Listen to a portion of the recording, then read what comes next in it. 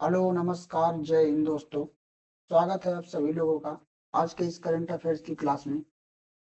चलिए आज के प्रश्नों को डिस्कस करना शुरू करते हैं।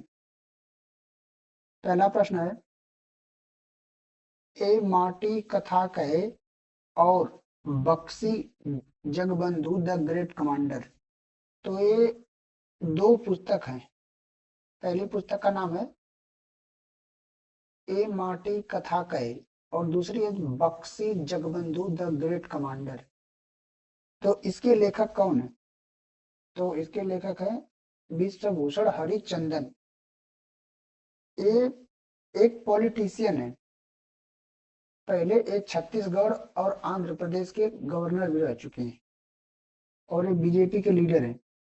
ठीक है, तो इनकी पुस्तक है ए माटी कथा कहे और दूसरी का नाम है Buxi Jagabandhu the great commander. इन्हें आपको याद रखना है। एक पुस्तक है उर्जित पटेल, जो आरबीआई के पूर्व गवर्नर रह चुके हैं। इनकी एक पुस्तक है द ग्रेट सैंक्शन हैक। क्या नाम है? The great sanction hack. ठीक, इसे आपको याद रखना है।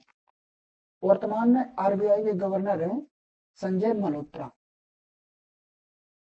आरबीआई का पूरा नाम है रिजर्व बैंक ऑफ इंडिया, जिसकी स्थापना 1 अप्रैल 1935 को की गई थी। इसका हेडक्वार्टर है मुंबई, महाराष्ट्र में। चलिए अगले प्रश्न की तरफ बढ़ते हैं। बड़ी स्क्वाड्रन नामक संयुक्त हवाई अभ्यास अमेरिका और किस देश के मध्य हुआ है? तो है अमेरिका और दक्षिण कोरिया के बीच हुआ है। दोनों देश के बीच में एयरफोर्स की एयर एक्सरसाइज होती है। तो यह इन दोनों देश के बीच में हुई है।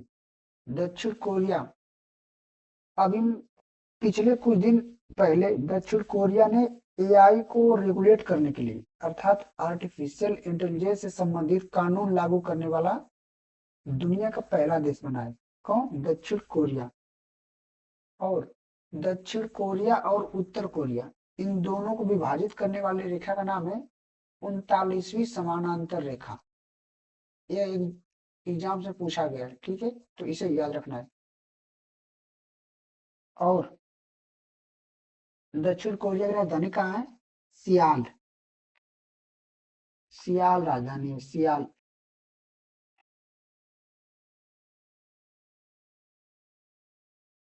और इसकी जो करेंसी है, मुद्रा, उसका नाम है, ये तो हमारी राजधानी हो गई, कैपिटल।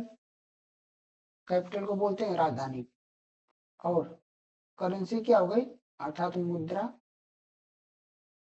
इसके अर्थात दक्षिण कोरियन, साउथ कोरियन वान। इसको भी आपको याद रखना है। वर्तमान में यहाँ के राष्ट्रपति हैं ली जे म्यूंग। ली जे म्यूंग। और नॉर्थ कोरिया, ये तो भाई तानाशाह डिक्टेटर देश है। ठीक है ना।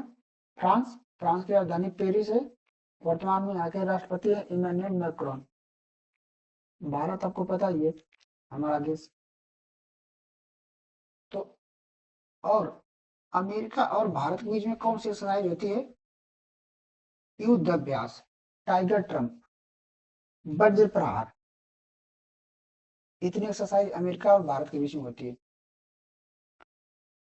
भारत और नेपाल के बीच में सूर्य किरण, भारत और श्रीलंका के बीच में मित्र शक्ति, और भारत और बांग्लादेश के बीच में संप्रीति। संप्रीति, इसे आप चाहो तो लिख लो। चलिए बढ़ते अगले प्रश्न की तरफ। तो अगला प्रश्न है, road to AI impact summit 2026 कहाँ आयोजित हुआ है? तो यह दुबई में, यूएई का शहर है, यूनाइटेड अरब एमिराट्स का एक शहर है दुबई। वहीं पर यह एआई से संबंधित चीजों को लेकर यह एक समिट हुआ है।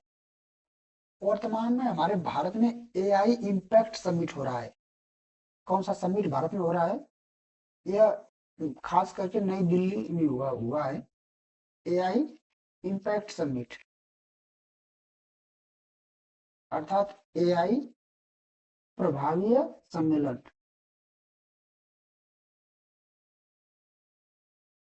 ये कहाँ हो रहा है?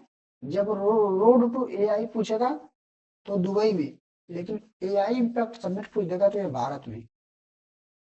और इसकी जो थीम है, इसे आप जरूर याद रख लेना। इसकी थीम है सर्वजन हिताय और सर्वजन सुखाय। सर्वजन हिताय, सर्वजन सुखाय।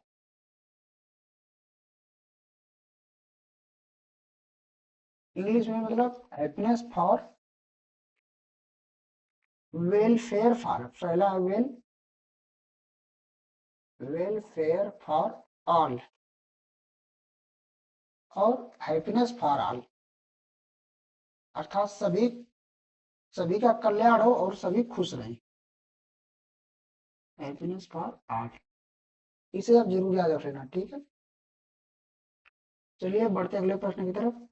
एआई आपको पता है ना, आर्टिफिशियल इंटेलिजेंस, अर्थात जो कंप्यूटर है, जो मोबाइल है, इनको मनुष्य की तरह सोचना सिखाना, इसी को एआई बोलते हैं, कृत्रिम बुद्धिमत्ता।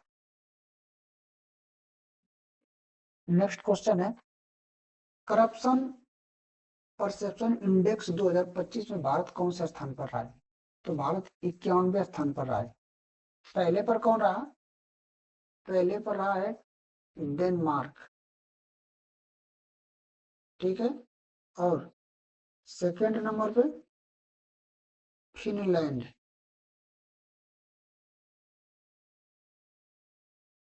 तीसरे पे थर्ड पे रहा सिंगापुर। देखो, करप्शन परसेप्शन इंडेक्स, इसका जो इसमें रैंक आई है, इसका मतलब क्या है?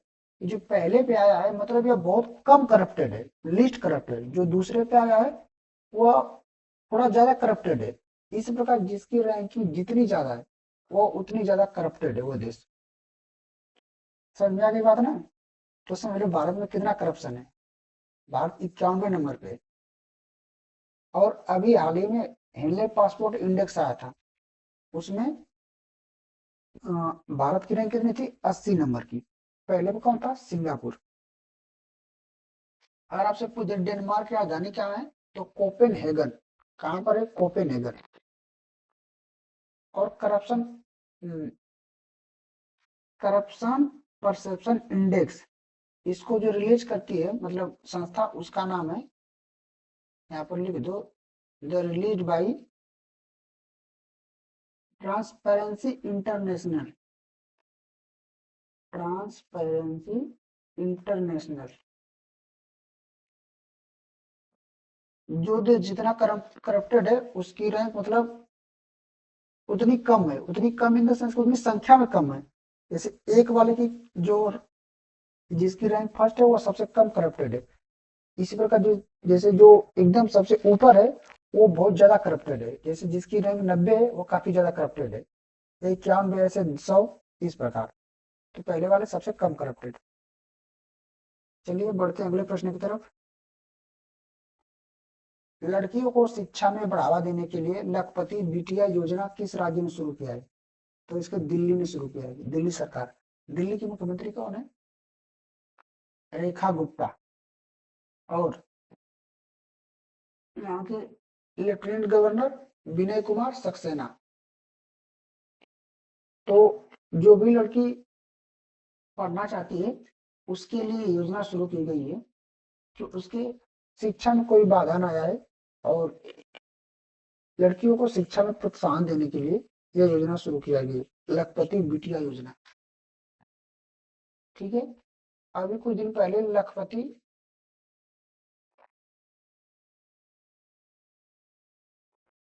लखपति दीदियों के लिए सरस आजीविका मेला कहाँ पर लगा था? गुरुग्राम हरियाणा में। इसको मैंने बताया भी था। तो इसे याद रखना। बढ़ते हैं अगले प्रश्न की तरफ। लखपति बिटिया योजना। ठीक, अगला प्रश्न है, देश की पहली पूर्णतः दृष्टिबाधित महिला न्यायाधीश कौन बनी है? तो ये बनी है हान्यास नाथन सी, डी वाला आंसर सही है। ठीक, एक कंप्लीट ब्लाइंडेड है, मतलब ये पूरी तरीके से अंधी है तुम्हारी भाषा में। तो इन्होंने पूरे देश में, मतलब यह पहली ऐसी महिला बनी जो जज बनी है अंधे होने के बावजूद।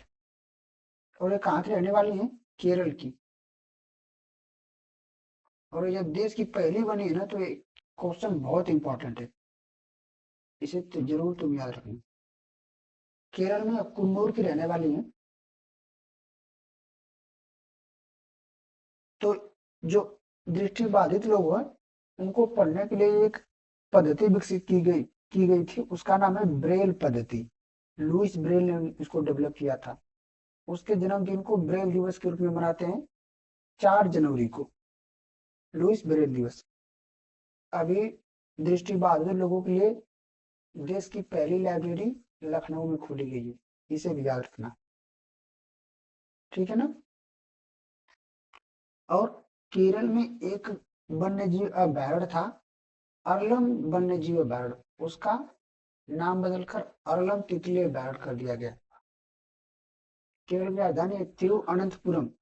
यहाँ के मुख्यमंत्री है पिनरई विजयन और गवर्नर राजेंद्र अर्लेकर। केरल में पेरियार नेशनल पार्क और केरल में पेरियार नदी भी है और वेम्बनाड झील है। बाकी केरल में एक शांत घाटी है, silent valley national park, Eravikulam national park. अब इतना याद रखो, ठीक है? केरल से जैसे शांत घाटी होती है साइलेंट वैली, वैसे संबंधित उसकी तरह लगने वाली है वैली ऑफ फ्लावर्स, जो कि उत्तराखंड में है, उत्तराखंड के चमोली जिले में। अभी यहाँ पर आग लग गई थी, तो यह सवाल पूछा जा सकता है। चलिए बढ़ते हैं अगले प्रश्न की तरफ। नौसेना अभ्यास मिलन 2026 यह कहाँ से हुआ है? तो नौसैनिक मतलब कि जो नेवी, अर्थात नेवी हमारी फोर्स है, इस फोर्स के बीच में मिलन 2026 एक्सरसाइज हुई है विशाखापत्तनम में। इसमें करीब 35-40 देशों ने भाग लिया था। कहाँ पर हुआ है? विशाखापत्तनम, यह आंध्र प्रदेश में है। अगला है, हाल ही में चंद्रयान मिशन का लैंडर चंद्रमा के दक्षिणी ध्रुव पर उतरेगा, यह किसका मिशन है? यह इसरो का मिशन है। ठीक है, इसे याद रखना। कहाँ पर उतरेगा? दक्षिणी ध्रुव पर। इसरो इसरो के वर्तमान में चेयरमैन कौन है? वी नारायणन। वी नारायणन लिख लो। स्थापना 15 अगस्त 1969 को हुआ था। हेडक्वार्टर कहाँ है? सब मुख्यालय बेंगलोर में है। और चंद्रयान 1 2008 में लॉन्च किया गया था। चंद्रयान देखो, चंद्रयान 1 2008 में लॉन्च हुआ था, जो कि सफल रहा था। चंद्रयान 2 2019 में लॉन्च हुआ था, लेकिन यह असफल रहा। चंद्रयान 3 2023 में हुआ, और यह चंद्रमा के दक्षिणी ध्रुव पर लैंड करने वाला दुनिया का पहला मिशन बन गया। चंद्रयान 3 दुनिया के दक्षिणी ध्रुव पर लैंड करने वाला दुनिया का पहला मिशन। कौन? चंद्रयान 3। इन सभी को इसरो ने लॉन्च किया था। इसरो भारत की स्पेस एजेंसी है। समझ में आ गई ना? और नासा कहाँ की? अमेरिका की। और यूरोपियन स्पेस एजेंसी कहाँ की है? यूरोप की। जेक्सा जापान की। ठीक है, चलिए यहीं तक रहने देते हैं आज। आप यहाँ तक आए इसके लिए आपको बहुत बहुत धन्यवाद। और अगर आप इस क्लास की पीडीएफ को डाउनलोड करना चाहते हैं, तो टेलीग्राम चैनल का लिंक है, यहाँ से आप डाउनलोड कर सकते हैं, पढ़ सकते हैं, अपना रिवीजन कर सकते हैं। बाकी मिलते हैं अगले लेक्चर में, करंट अफेयर्स की अगली वीडियो में। तब तक सभी लोग मस्त रहिए, स्वस्थ रहिए, अपना और अपने परिवार का ध्यान रखिए। जय हिंद, जय भारत।